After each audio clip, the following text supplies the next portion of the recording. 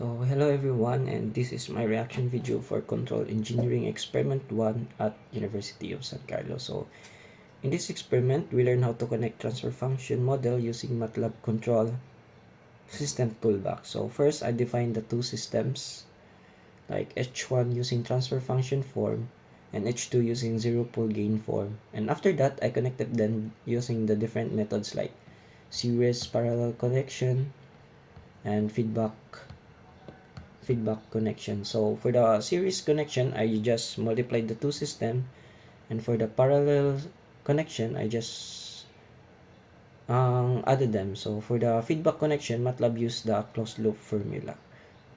So for the output, like here, we get the output, singular values, and the step response. So this is my experiment output. So it shows the resulting transfer function after connecting the system. So I also generated the step response graph to see how the system reacts when the input suddenly changes from 0 to 1. So then I use the sigma command to display the singular values here.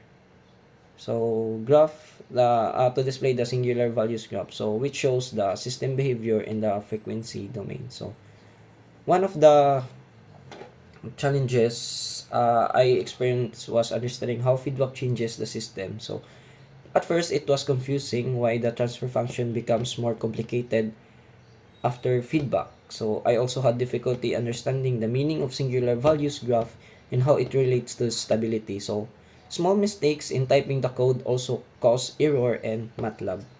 So my notes to self are, do not just copy the code but understand the formula behind it. So always check the pulse of the system to know if it is stable, and also compare the open loop and closed loop response to see how feedback improves performance. So overall, the experiment helped me understand how control systems are connected and analyze using both time response and frequency response. So that is all. Thank you.